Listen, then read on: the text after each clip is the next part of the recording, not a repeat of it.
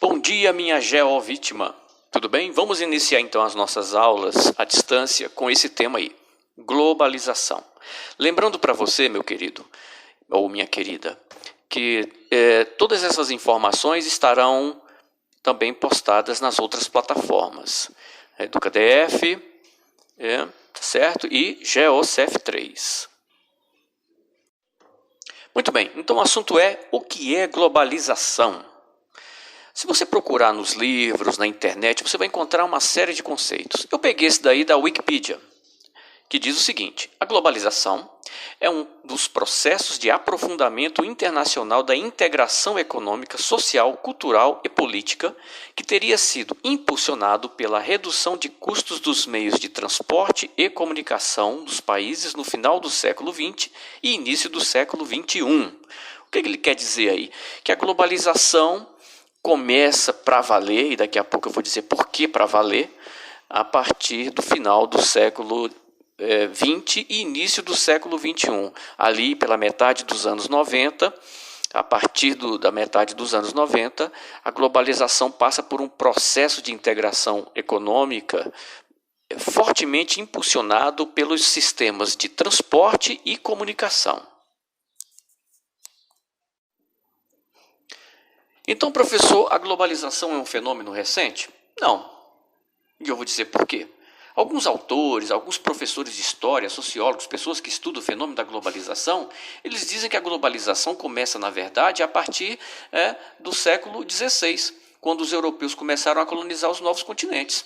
Começa aí, portanto, o início de trocas entre os mais diversos povos e culturas, ou seja, a globalização começa então de forma ainda incipiente, de forma ainda inicial, com a expansão marítima dos povos europeus, ingleses, espanhóis, portugueses, holandeses, principalmente esses povos aí que tinham embarcações poderosas, que eles conseguiam alcançar os novos mundos, os novos continentes, e ali começava a surgir uma troca entre culturas ali, de produtos, de informações, não é?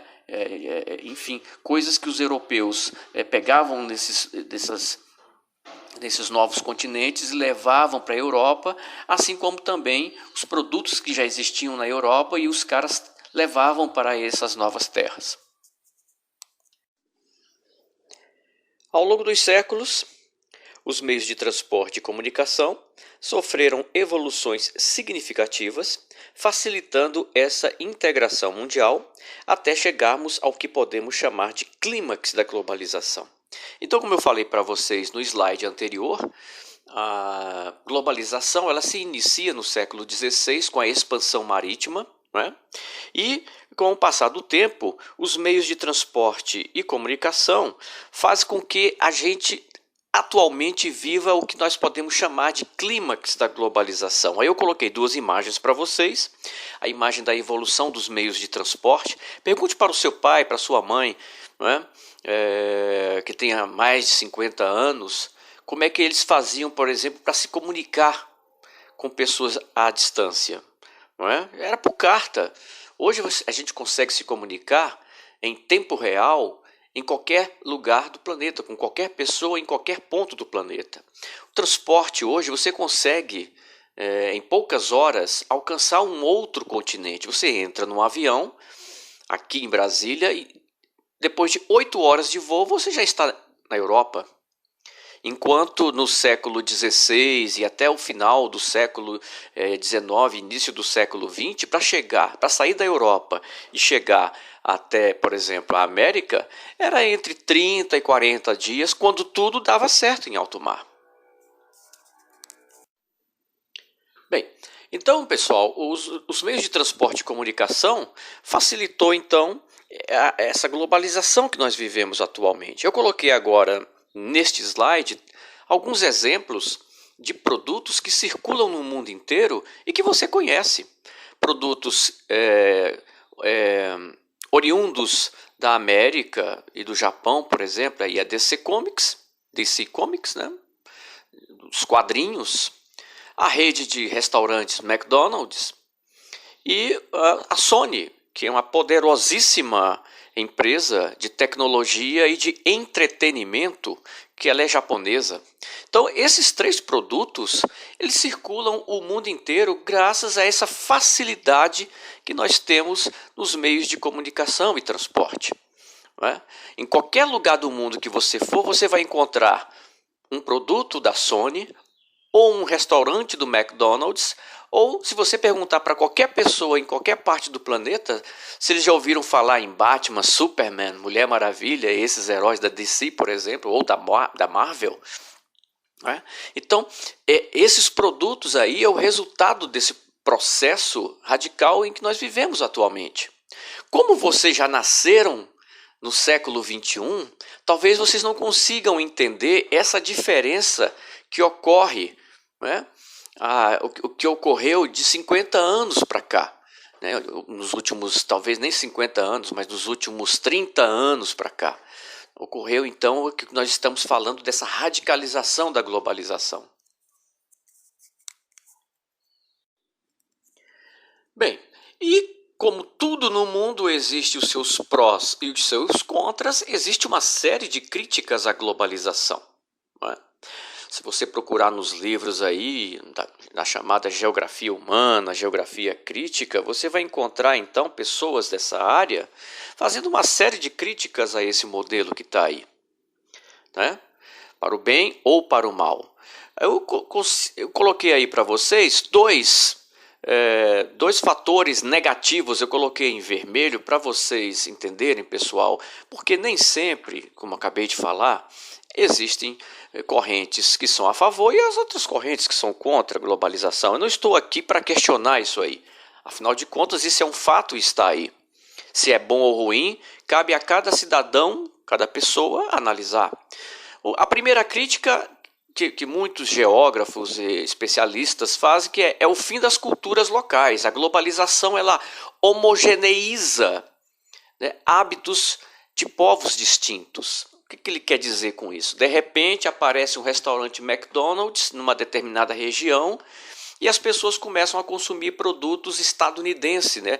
Uma cultura de alimentação estadunidense, abandonando, por exemplo, o seu arroz com feijão, substituindo por hambúrguer. Tá entendendo? Essa seria uma das críticas, ou então a música. E aí vai por todos os setores da cultura, né?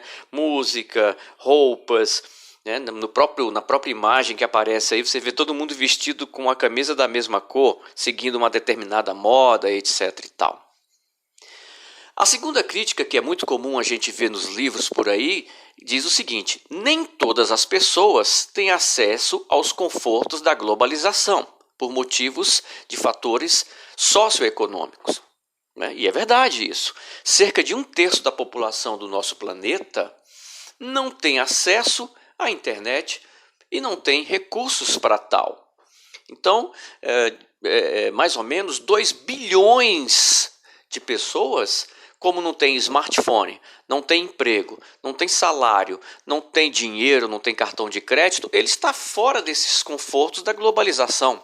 Por quê? Para você experimentar essa globalização, você precisa ter recursos para que você possa ter um computador, um smartphone ou um equipamento eletrônico, né? Você tem que ter dinheiro para ter um cartão de crédito, para que você possa comprar os seus produtos importados para chegar rapidinho em sua casa e tal. Então, essa é uma das críticas, uma das outras, de várias outras tantas críticas que a gente ouve da globalização. Mas eu repito, meus queridos e minhas queridas, isso aí é uma análise que é feita a partir da ótica de cada pessoa. A globalização é um fato, está aí e cabe a cada um, né, ou cada corrente de pensamento, colocar suas críticas, seja elas boas, ou seja ruins ou negativas, enfim. Bem, meus amigos, então era isso que eu queria passar para vocês sobre essa aula. Você vai encontrar mais informações nas outras plataformas nosso curso de Geografia, no GeoCef3, que é o nosso site oficial.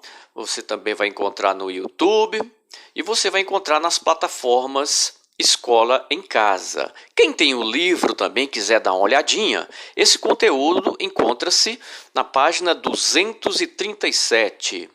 Um beijo para todo mundo e até a próxima aula.